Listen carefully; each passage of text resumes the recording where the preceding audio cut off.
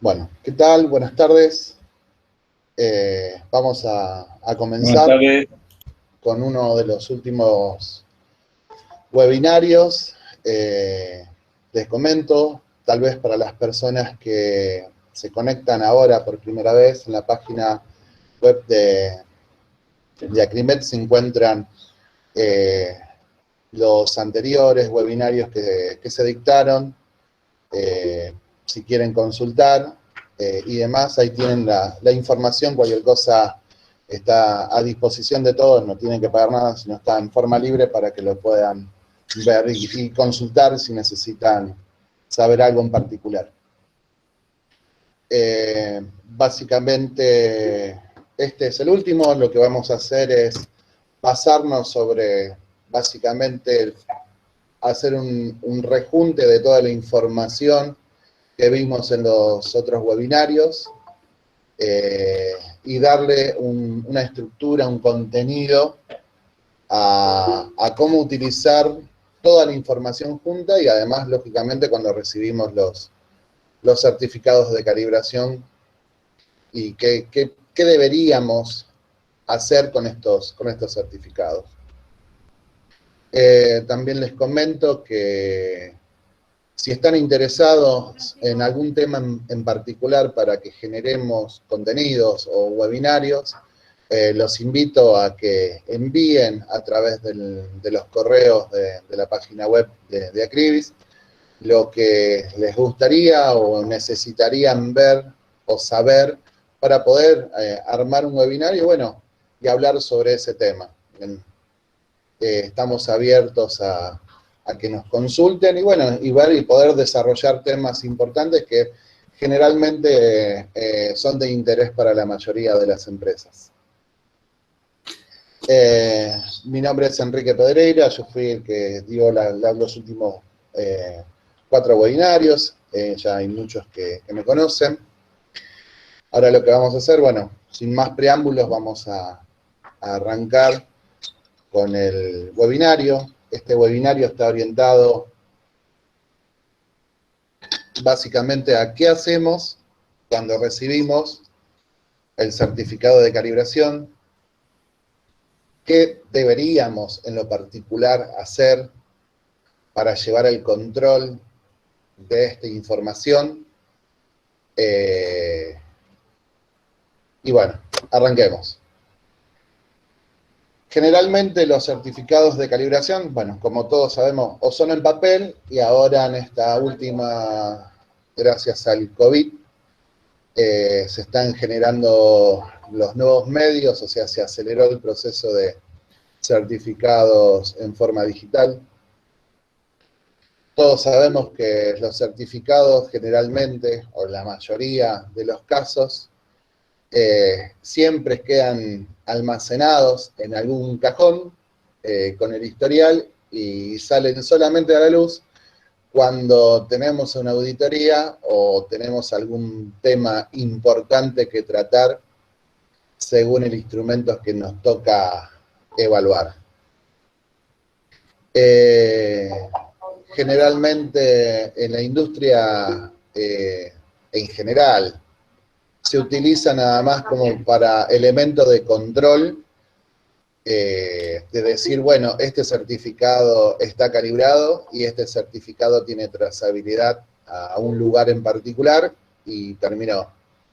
Lo que queremos demostrar que con esto es que el certificado podremos darle mucha más validez. Lo que tengo que recalcar es que las herramientas que usamos acá son básicas, no nos metimos en herramientas complicadas, sino la idea es armar una situación para que entiendan qué es lo que se puede generar, qué es lo que podemos lograr con los certificados de calibración. Y justamente que toda esta información que recibimos sea efectiva cuando nos toca analizar en nuestro sistema qué hacemos con estos instrumentos que mandamos a calibrar. Vuelvo a repetir, son herramientas básicas, no sépanlo que hay de todo tipo, de toda analogía, pueden modificarlos. Siempre los análisis van a ser en base a su sistema de calidad, ¿sí? No hay, todos los sistemas son diferentes, no hay un sistema igual al otro.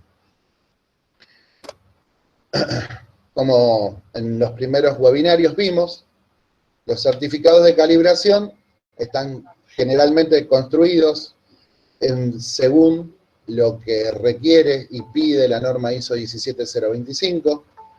En la primera hoja de un certificado de calibración están los datos del instrumento, marca, modelo, número de serie, identificación interna, su fecha de calibración.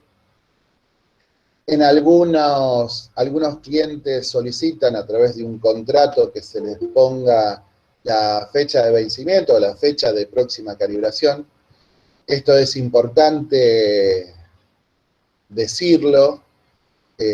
La fecha de recalibración no puede ser puesta por un laboratorio lógicamente, de calibración, porque a quien no le gustaría que los clientes calibren todos los días. O sea, te lo llevaste de acá y ya tráemelo de nuevo, que necesito que lo calibres. Por estas consideraciones, por estos temas, es que la fecha de recalibración de los instrumentos queda a petición de los clientes y es en función a lo que los clientes determinen querer darle un periodo. Dentro de este webinario, lo que vamos a ver es justamente cómo ustedes podrían, o qué herramientas deberían tener, o cómo podrían hacer para recalcular periodos de recalibración y demás. La segunda hoja, en el caso del certificado que emite Acribis,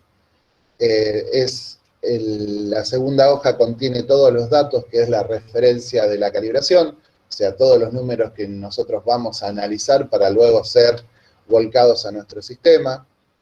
Hemos dicho que toda ya medición siempre va asociada de una incertidumbre. Bueno, esta página es sobre la segunda página de datos o valores en la que vamos a trabajar durante este webinario. En la tercera página del webinario, lógicamente contiene, bueno, la metodología, la trazabilidad, que es el instrumento que se utilizó para llevar adelante la calibración del instrumento bajo calibración, condiciones ambientales, bueno, y todo lo que sea necesario para describir el trabajo que se realizó. Lógicamente también cabe aclarar que todo certificado de calibración que no contenga una firma o la firma de los responsables no tendrá validez.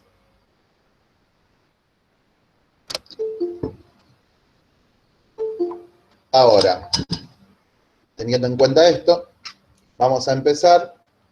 Tomamos un caso particular. Siempre me baso en los termómetros porque en las demás magnitudes, o humedad también, temperatura y humedad son las magnitudes que generalmente se pueden elegir los valores de humedad, de temperatura a que van a ser calibradas. Las demás magnitudes, existen normativas específicas que te dicen qué tenés que calibrar, en qué punto debes calibrar, entonces ya es mucho más difícil que el usuario pueda determinar un lugar donde calibrarlos.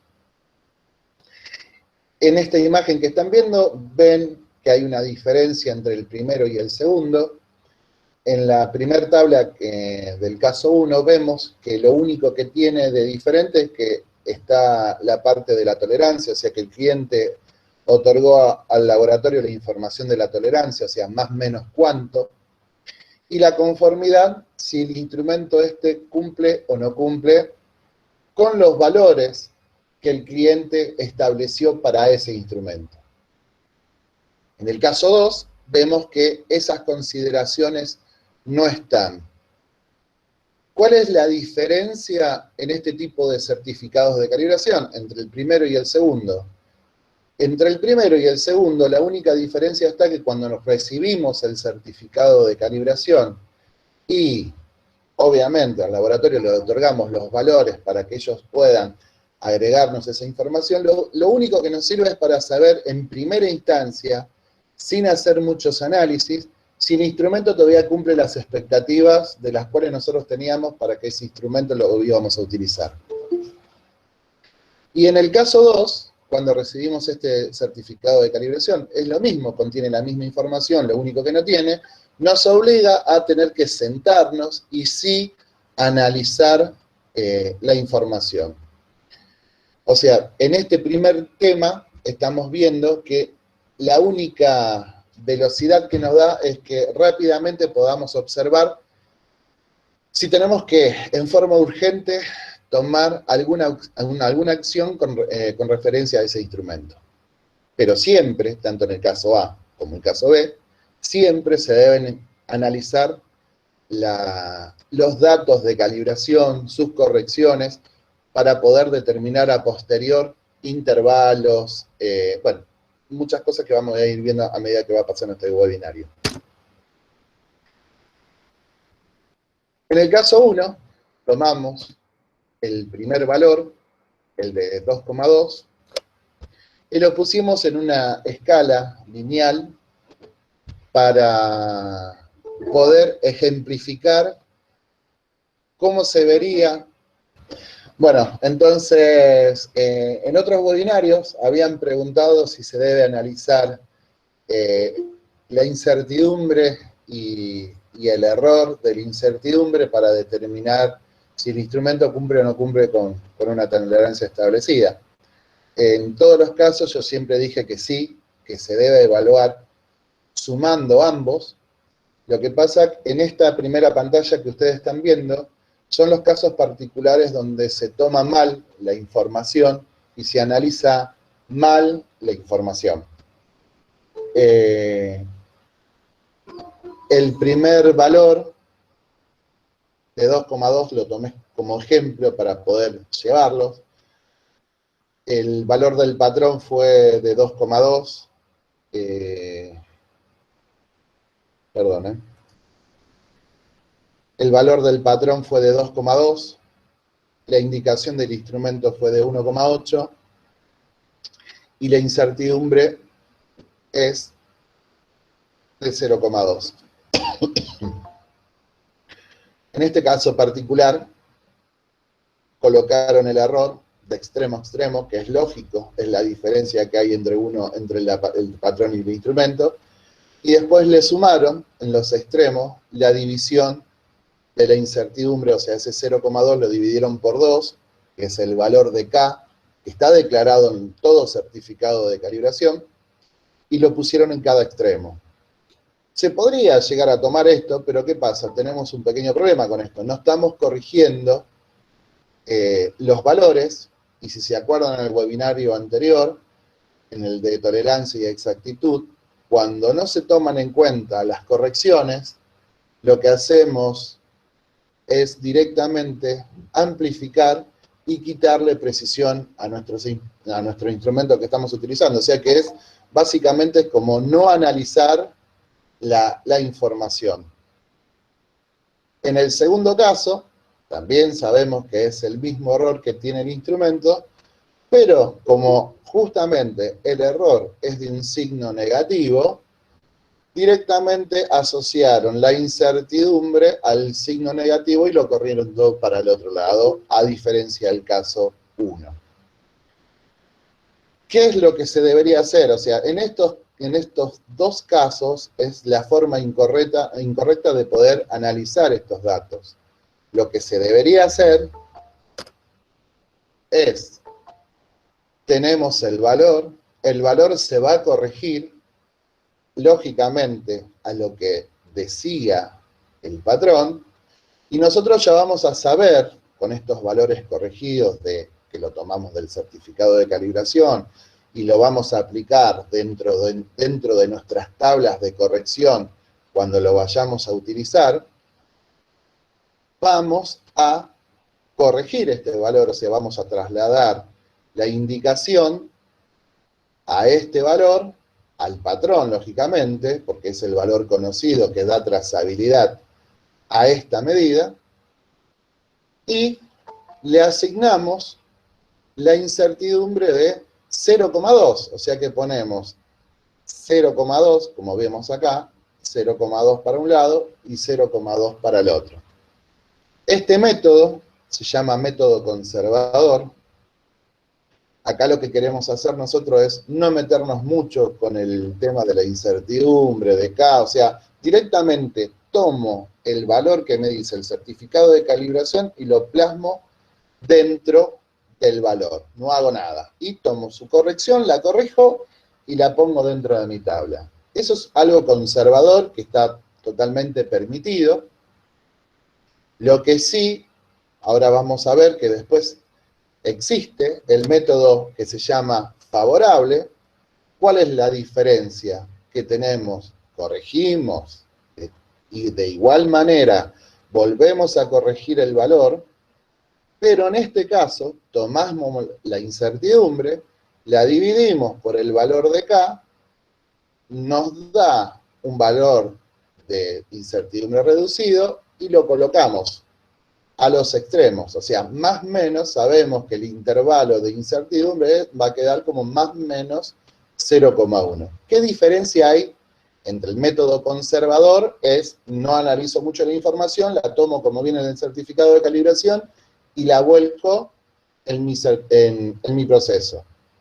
En esta, me siento, analizo ambas, pero ¿qué pasa? Si yo empiezo con el método conservador o empiezo con el método favorable, tengo que entender que tomando cualquiera de las dos decisiones, durante el periodo o el tiempo que funcione este instrumento o durante todas las calibraciones que tenga este instrumento, voy a llevar siempre el mismo método. No se puede modificar. A mitad del río no puedo cambiar, decir, bueno, acá yo tenía una incertidumbre muy grande, se me corrió mucho más el instrumento, o sea, el instrumento me quedó acá. Bueno, como el instrumento, el error me quedó acá, achico la incertidumbre para que me quede dentro de mi proceso y así no tener que cambiar el instrumento. No, no se puede. Los análisis se hacen sobre una decisión, o sea, o tomamos el método favorable o tomamos el método conservador. Esto es muy importante, o sea, vamos por un camino y vamos por el otro. A medida que vamos a seguir viendo, vamos a ir detallando qué es lo que pasa. Toda esta información que está acá está contenida en los certificados de calibración. Todo certificado de calibración tiene una declaración de incertidumbres y generalmente la declaración de incertidumbre dice que es con un K igual 2, por eso es que yo divido esa información, con una confianza del 95%. Ahora, utilizando esta misma información de lo que vimos del certificado y sabiendo que podemos tomar cualquiera de las dos decisiones, tomamos el ejemplo del TAR, que era según la exactitud del instrumento. Digamos que acá, en el primer caso, nosotros no analizamos nada, no corregimos, no hacemos nada, y vamos a ver que el no tomar una acción genera que mi instrumento no cumpla con la relación de exactitud de 3 a 10 veces mejor. Obviamente, acá yo estoy analizando los datos, sí, porque no analicé la incertidumbre, no analicé su corrección. Todo esto, al no analizarlo, aplica directamente a la tolerancia que el cliente me indicó. Lógicamente, al no tomar ninguna de estas cuestiones, el instrumento no sirve para lo que lo compré para hacer el control en el proceso. El método conservador podemos ver que cumple. ¿Por qué? Porque analizamos la información, corregimos ese valor y tomamos el valor de incertidumbre normal, sin analizar nada. Sabemos que es la misma tolerancia de 1 y bueno, y acá ya podemos decir que el instrumento cumple para lo que fue, para la tolerancia que solicitamos. Ahora, en el método favorable, vemos que al corregir la indicación y al tener en cuenta el factor de cobertura, también crece la tolerancia, o sea, la relación de exactitud del instrumento. O sea, acá está la importancia de no analizar la información, analizar la mitad de la información y analizar la información completa de un certificado.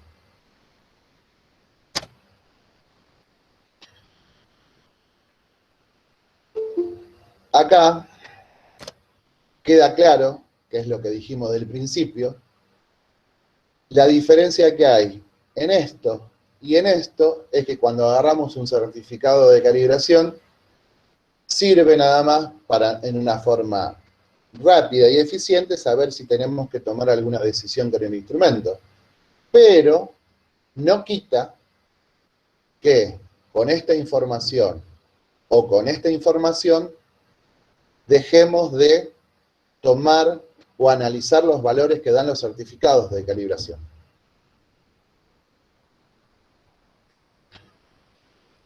Acá lo que hicimos es, nuevamente, tomamos el primer valor y lo analizamos en un intervalo de tiempo.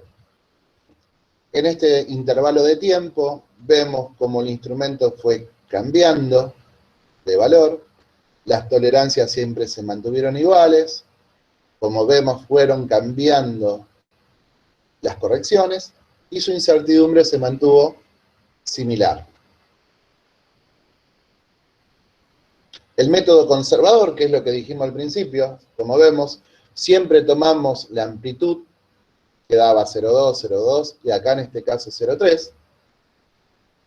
Acá está la gráfica de cómo se viene comportando el instrumento año a año a través de las sucesivas calibraciones que tiene el instrumento.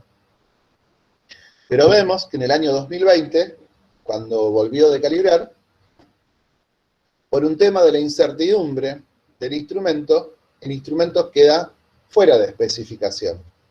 A los que me preguntaron en más de una ocasión si se analiza, acá es el momento donde se analiza el valor que arrojó nuestro instrumento y la incertidumbre que tiene asociado a ese error. Como este es el método conservador, podemos ver que por utilizar el dato tan solo con copiarlo y volcarlo dentro de nuestro pasa no pasa, el instrumento en el año 2020 no cumple. O sea, acá, ¿qué vamos a hacer? Tomar una acción, ajustar, comprar uno nuevo, o sea, las preguntas que sean necesarias para tomar una acción.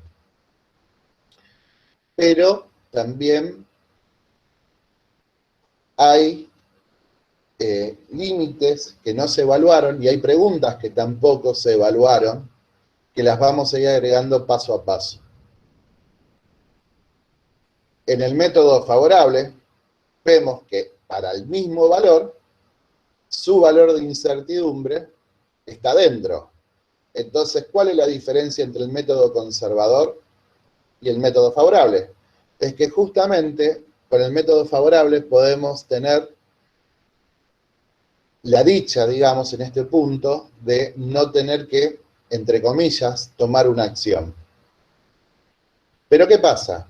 La diferencia que hay entre el método conservador y entre el método favorable es justamente el control que se realicen a estos instrumentos. En el método favorable, lógicamente el instrumento necesita tener un mayor control entre calibración y calibración. O sea que por parte de nosotros como usuarios, deberíamos tener todos los cuidados necesarios para que la tolerancia se mantenga a lo largo del tiempo. Este es el caso que yo le decía. Con el caso conservador venimos así, pero después cuando vemos que el instrumento se nos va de especificación, no podemos en este punto pasarnos al método favorable, porque lógicamente nosotros ya veníamos con una condición si bien todavía no analizamos la tendencia, pero la tendencia también va a ser influida o va a pesar dentro de los resultados. Entonces, esta es la diferencia por qué se pueden usar los dos métodos. En este método es menos laborioso, pero sépanlo que es más, tiene mucho, perdón, se me toman las palabras.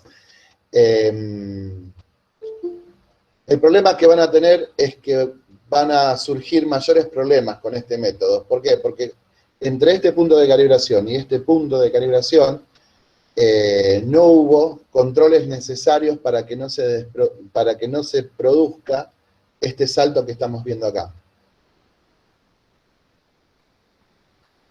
Ahora, bien, acá pasa, si bien el instrumento cumple con la especificación de más menos 1, pero faltan preguntas y faltan acciones. A este dibujo le faltan acciones que deberíamos haber hecho. Cuando nosotros analizamos esto, deberíamos tener límites de intervención. Los límites de intervención, si bien nuestro instrumento cumple con las especificaciones del fabricante o con las especificaciones que el cliente haya dado, vemos que hubo un comportamiento con una cierta tendencia donde el no evaluar estos límites de intervención pueden afectar directamente al desempeño del instrumento y a la utilización y lógicamente después terminar en rechazo de lotes. Una vez que yo genero estos límites de intervención, sé que dentro de estos valores yo voy a aceptar, no voy a hacer nada. Me da ese valor, con su incertidumbre no pienso hacer nada. Voy a tomar una acción cuando estos valores empiecen a irse o tiendan a querer irse fuera de los límites. Acá lo que hicimos directamente fue analizar la tendencia. Pusimos los límites de intervención y analizamos la tendencia entre la primera calibración, la segunda calibración y la tercera. Acá, claramente, podemos ver que entre la última calibración y la anterior, pasó algo que hizo que el instrumento tenga un mayor error e incluso tenga un mayor error de incertidumbre o haya crecido su valor de incertidumbre. A esto se le llaman imprevisto, o sea, la tendencia puede ser esta, yo me arriesgué, no tomé ninguna acción, no hice nada, calculé que para mi próximo año el valor iba a estar acá, y recién en el 2020 yo iba a tomar la acción de qué hago con el instrumento. Como vemos, cuando llega el año 2020, surge un imprevisto y hace que todo esto se vaya de especificación. Incluso crece también su incertidumbre. Acá es donde entra la parte de los riesgos. Cuando la norma, tanto ISO 9001 como ISO 1725, nos piden que analicemos los riesgos. Cuando nos piden analizar esto, es que justamente dentro de decir yo pongo más menos 1, bueno, ¿en qué momento intervengo? ¿Y cuáles son las preguntas que debo preguntarme en el momento que tienen los instrumentos que tengan este tipo de comportamiento?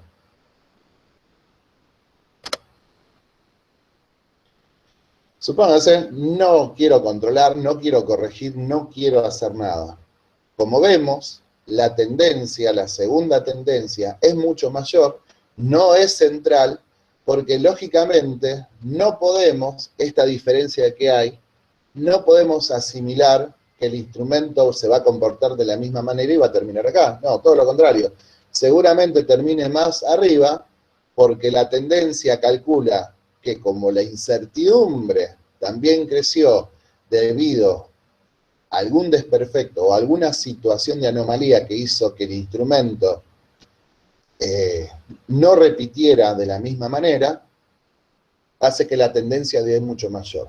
Entonces, ¿qué tenemos de esto? Que cuanto más inclinada es la tendencia, lógicamente menos puedo tirarme a querer ampliar el intervalo de calibración. Todo lo contrario, cuando tengo instrumentos con tendencias tan grandes, debería, todo lo contrario, achicar su intervalo de calibración, porque yo no puedo garantizar, como vemos acá, que el instrumento se mantenga dentro de la especificación, o en el momento que no le hicimos el control que necesitábamos, lamentablemente nos deja fuera. Las preguntas. En el año 2019, nosotros deberíamos habernos hecho las preguntas siguientes. Mi arriesgo está claramente que, teniendo en cuenta lo que vino dando, la persona se arriesgó. Él calculó que para este año el instrumento recién se iba a ir fuera de especificación, entonces acá él decidió decir, bueno, cuando llega el 2020 lo ajusto. Pero ¿qué pasa? Llegó el 2020, se fue de especificación, creció su incertidumbre y lógicamente todo lo que hayamos hecho desde este punto de calibración a este punto de calibración debe ser analizado cuándo fue que el instrumento tuvo este impacto. Las preguntas debieron haber surgido tal vez en el 2019, en el 2018 no, porque recién llevamos 2 años de calibraciones y 2 años no podemos tomar muchas consideraciones, pero ya en el tercero sí podemos ver una tendencia que el instrumento tiende a crecer. Entonces, me arriesgo, lo envío a ajustar, o me fijo si el instrumento tiene la capacidad de ser ajustado, lo cambio por otro, o amplío la tolerancia de mi proceso. Las 4 preguntas tienen impactos y riesgos muy importantes dentro del proceso. El me arriesgo es lógicamente que rechacemos todos los lotes de lo que se haya producido y volver a reprocesar y tener que hacer montones de controles adicionales sobre cosas que ya están hechas y quizás entregadas, que es lo caótico, lo peor que te puede llegar a pasar. Lo envío a ajustar, podríamos ser, es lo más fácil, pero tiene un costo, porque lógicamente ajustar y calibrar son 2 acciones diferentes. Lo vuelvo a repetir por la duda que en los primeros webinarios no haya quedado claro, pero calibrar es solamente informar el error que tiene el instrumento, sin tomar ninguna acción, y ajustar es justamente corregir el error de indicación que tiene el instrumento, para luego volverse a ser calibrado y entregar un informe de calibración con el antes y el después de ese ajuste. Lo cambio también, podría ser una buena analogía, que tiene un costo, y ampliar la tolerancia también tiene un costo. Generalmente las tolerancias están puestas muy a dedo o se basan en un valor que no está tipificado, no hay una norma, no hay un papel, no hay algo que fehacientemente nos diga que esa tolerancia debería ser ese valor. Entonces, acá se podría dar una situación que te convendría analizar el proceso para saber si realmente lo que estás pidiendo afecta o no a lo que vas a producir. No se queden solamente con la imagen de este instrumento que es un termómetro, que podríamos asimilar que es de un costo barato, por ponerle un nombre, pero hay instrumentos que cuestan mucha plata y que no hay y sabemos bien que no te lo van a volver a comprar, entonces, lógicamente, se generan todas estas preguntas. Para los que están interesados, los que quieren ampliar su proceso de recalibración de los instrumentos, hay una normativa que está basada en la OIML 1010 del ILAC, que acá te dice, incluso el ILAC de este lineamiento dice que una de las decisiones más difíciles es saber cuándo realizarlas y con qué frecuencia realizarlas. Entonces, para tener en cuenta esto, justamente dice cosas de las cuales veníamos hablando. La incertidumbre de medición requerida o declarada por el laboratorio de calibración. ¿A esto a qué se refiere? Que toda medida tiene que estar asociada a una incertidumbre de medición. Los riesgos que un instrumento de medición exceda los límites máximos permitidos de error al utilizarlo, que es lo que estuvimos viendo acá. Los costos de la medida de las correcciones cuando se encuentra que un instrumento no era adecuado por un periodo largo de tiempo, que es lo que vimos acá, porque no todos los instrumentos soportan calibraciones a largo tiempo, porque generalmente esto se debe a que los instrumentos con sensores de un costo muy barato no tienen duración en el tiempo. La tendencia o desgaste y la deriva de estos instrumentos, que es lo que vimos acá, la extensión y severidad del uso, que es lo que pasó acá, se le pidió o se lo utilizó más, o valga saber lo que le haya pasado a un instrumento que no soportó el uso, y el grado, bueno, y la capacitación el grado de capacitación del personal, porque también el problema que pudo haber pasado acá es que tal vez se cambió el personal que venía utilizando el equipo, no fue bien capacitado y al momento de utilizarlo, bueno, le haya pasado algo que es algo muy normal que pasa.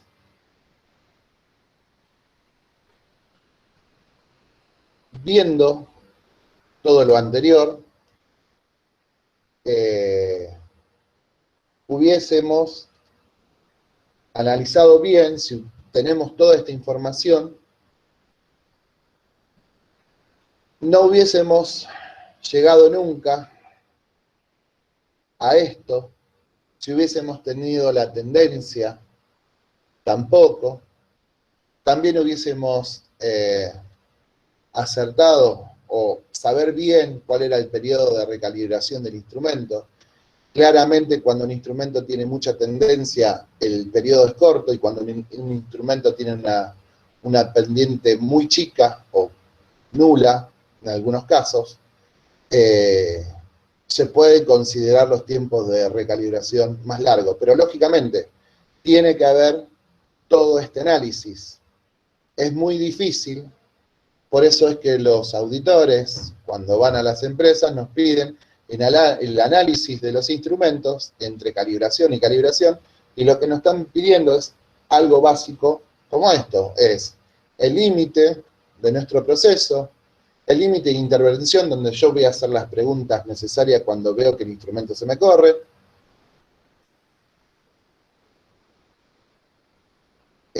y los riesgos que voy a tomar. Ya vimos que cada una de estas preguntas tiene un riesgo importante sobre la decisión que tomemos. Acá hay un ejemplo, es más o menos lo que pasa con instrumentos que dan un año por arriba, un año por abajo, o hay instrumentos que generalmente suelen mantenerse más rectos.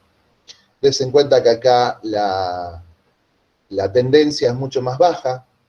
En este caso sí nos podemos arriesgar del 2020 al 2022, estirar el periodo de calibración, porque lógicamente vemos todos los análisis de las calibraciones, y ahí podríamos decir, bueno, listo, amplío mi calibración.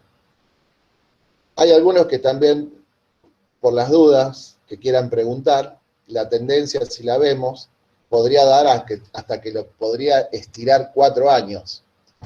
Pero ¿qué pasa? Siempre acuérdense que puede pasar un imprevisto, pueden cambiar de operario, pueden cambiar, o sea, millones de cosas.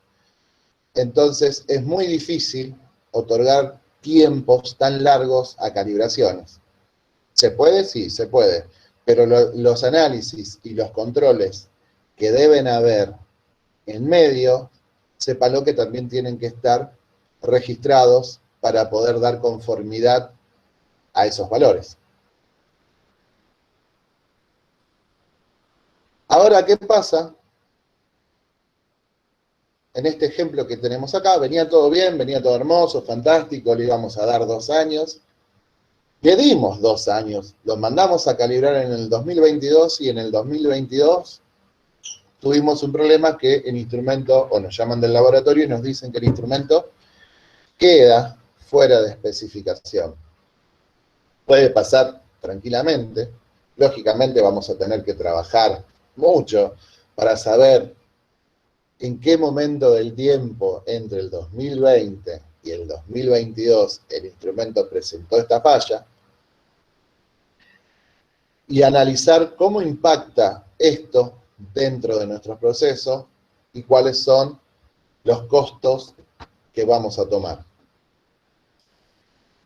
Supóngase que no pasó nada, que nuestro proceso no sufrió con este tipo de instrumentos. Acá, ¿qué pasa con el periodo de recalibración? No es que al 2024 lo voy a volver a enviar a calibrar o voy a mantener esos 2 años que venía teniendo. Todo lo contrario, se reinicia el proceso, la OIML dice que tenés que ser más estricto, o sea que si el instrumento se puede, ajustarlo o cambiarlo. Supónganse que vamos a ajustar, que el instrumento tenga ajuste, lo ajustamos para dejarlo en especificación, lo calibramos, dentro de los 6 meses deberíamos volver a calibrarlo nuevamente para ver cómo quedó ese ajuste. Luego de esos 6 meses, volverlo a calibrar al año, y después de esa tercera calibración entre el ajuste y el último, darle de nuevo el periodo de calibración de 2 años. O sea que cuando un instrumento sufre un imprevisto de este tipo, no vuelve a tener el periodo de recalibración de 2 años.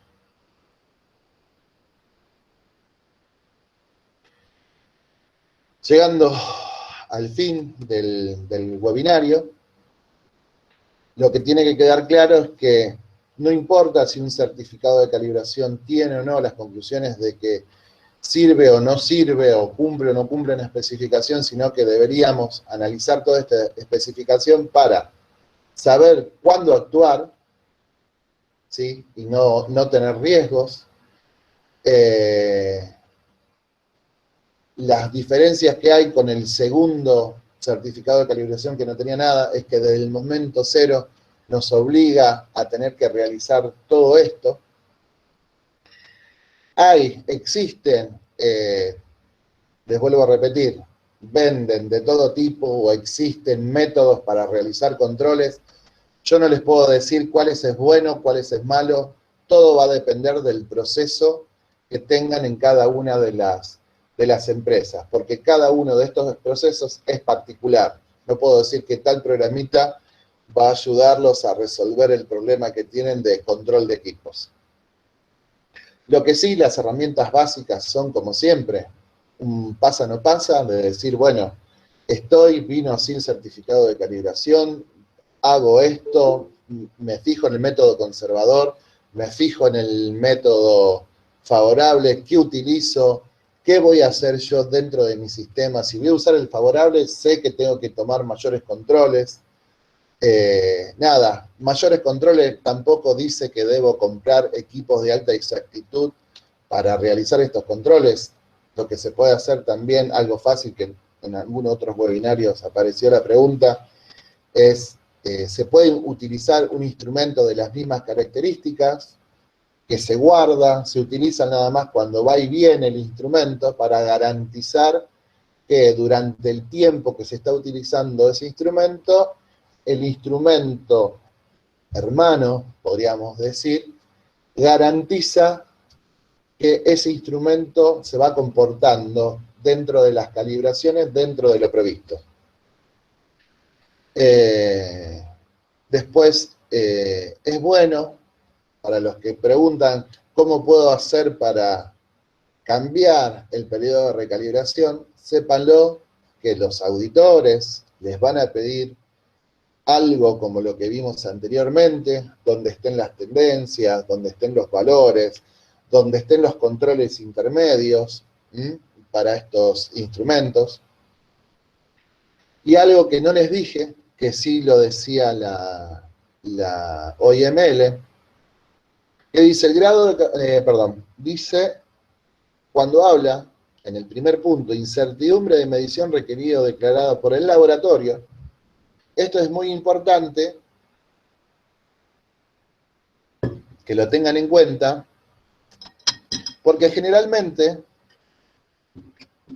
uno cambia de proveedor, cambia de laboratorio. Antes calibrábamos con uno y después pasamos a calibrar con el otro. Si se acuerdan, en el primer webinario dijimos que es muy importante siempre analizar la mejor capacidad de medición de los laboratorios. Porque, ¿qué pasa? Tuvimos 4 años calibrando con el laboratorio X o con el laboratorio de Acrimet y de golpe queremos cambiar a otro. Lógicamente vamos a tener que analizar la incertidumbre que tiene este laboratorio, porque si su incertidumbre es mucho mayor al análisis que nosotros veníamos teniendo, porque cambiamos de laboratorio y no analizamos su mejor capacidad de medición, nuestro instrumento puede llegar a no cumplir con las especificaciones, puede quedar afuera. Lógicamente una mayor incertidumbre también es sinónimo de que va a presentar un mayor error a lo que venía dando antes en instrumento. Entonces, se los dejo como nota que es muy importante cuando evalúen querer cambiar un laboratorio por otro, deben siempre evaluar la mejor capacidad de calibración, de medición del laboratorio, porque esto le puede impactar directamente sobre su proceso. Y lo último es, siempre tengan herramientas estadísticas, análisis, gráficas, lo que sea necesario. Yo, a los que me preguntaron durante los otros webinarios qué programas utilizar o qué, no lo sé. Yo, en 20 años que llevo haciendo metrología, siempre usé el Excel, me basé en lo que era mi control de proceso, en la especificación del instrumento, en el TAR, en la incertidumbre, y sobre esto construí mis pasa no pasa y cuando acepto o rechazo una calibración de un instrumento. Por eso vuelvo a insistir que los certificados de calibración son muy importantes en analizar esto. Pueden bajar costos, sí, pero también el no analizarlo aumenta mucho los costos a futuro. Así que, bueno, hasta acá llegó el webinario. ¿Alguna pregunta? Bueno. Hola, Enrique, hola, ¿cómo te va? Sí, ¿cómo estás? Tengo preguntas que no puedes llegar a responder. Una es de Carolina Rodríguez, y te la leo. Buenas tardes. Para tratamiento de temperatura, si el rango deseado es de 15 a 28 grados, ¿cuáles serían los 3 puntos óptimos para la calibración del instrumento? Mirá, ahí, Carolina, eso depende de ustedes, pero si vos vas a usar un instrumento o sea, el trabajo de ese instrumento va a ser medir temperatura entre 15 y 28 grados, lo lógico es que vos deberías calibrarlo en 14 y en 29, y un punto en el medio de esos dos extremos. ¿Por qué 14 y 29? Porque ¿qué pasa si en un momento, y esto se lo dejo como ejemplo a todos, porque es una práctica habitual de los auditores, por ahí en algún momento anotan, no sé, por decirte 14,7. El instrumento no está calibrado en 14,7, entonces el valor no sirve. Y por ahí el instrumento estaba bien, y para lo que ustedes estaban necesitando estaba perfecto. Lo que se recomienda usualmente en los laboratorios es que de lo que ustedes necesitan siempre lo amplifiquen un poquito más, porque acuérdense que todo instrumento, más los de temperatura, siempre tienen una inercia, o cuando bajan o cuando sube, o sea, cuando se apaga el motor tiende a subir y cuando se enciende el motor tiende a bajar. Entonces, bueno, nada, o ciclos de refrigeración y demás, siempre es importante, yo creo, para que ningún auditor salga con esto y los mande a recalibrar de nuevo los instrumentos por esta, que ha pasado muchas veces. Nada, si lo van a usar, como vos decís, Carolina, entre 15 y 28, bueno, calibrarlo entre 14 y 29. Entonces, ese es mi parámetro que yo voy a medir es entre 15 y 28. El instrumento está un grado más por la duda que se pase, pero nada, lo tengo contemplado. Esto es una pregunta muy habitual en temperatura. Doy otro ejemplo. Hay veces que los termómetros los tengo calibrados en 0, 50 y 100 grados. Y yo quiero medir como Carolina 15 y 28. ¿Me sirve la calibración? Sí, porque los puntos de calibración fueron 0, 50 y 100. O sea, dentro del rango que yo voy a utilizar el termómetro para medir, el instrumento está calibrado. Lógicamente, después hay que hacer los análisis, como vimos, de si la especificación dentro del rango que yo le voy a utilizar es aceptable. O sea, el error del instrumento es aceptable para lo que yo lo voy a utilizar. ¿Otra? Henry Porras Quispe pregunta, ¿cuánto tiempo dura un certificado de calibración? Va a depender del control que ustedes les hagan. Generalmente ahora está la moda que los fabricantes asignan 12 meses de calibración. La mayoría de la industria asigna 12 meses, pero les vuelvo a repetir, si ustedes hacen el control, nosotros como laboratorio de calibración tenemos patrones que tienen calibraciones mayores a un año, y lógicamente los controles están hechos para justamente justificar por qué no calibro cada un año. Lo mismo aplica para los usuarios de todo instrumento. Lo va a asignar, el periodo de calibración lo va a asignar el usuario. Te lo repito, un laboratorio no asigna periodos de recalibración. Va a funcionar el tiempo que vos lo utilices, porque hay casos también que por ahí compran instrumentos, no lo utilizaron nunca, nada, es analizar toda la información para el equipo. ¿Otra? Buenos días. ¿Sí? Buenos días. Juan Manuel López de México. ¿Qué tal? Con respecto al establecimiento de los límites, ¿eso se determina por medio del error máximo previsible del instrumento, de la recomendación del fabricante o de la calibración del último certificado? Depende, podés tomar cualquiera de los dos. Por eso, esto depende. Lo normal que se suele hacer es tomar la especificación que dice el fabricante y trabajar sobre eso. También vos podrías asignar, vos como usuario de ese equipo, la aceptación o el rechazo del equipo en función a los certificados de calibración. Lógicamente, como viste, deberías tener una tabla con todos estos datos y evaluar el comportamiento del equipo durante las calibraciones en laboratorios externos e incluso durante los controles intermedios que vos realices. No sé si respondí a tu pregunta. Enrique. Gracias, muy amable. No, no hay problema. Una pregunta más. Sí, una pregunta más aprovechando. Sí.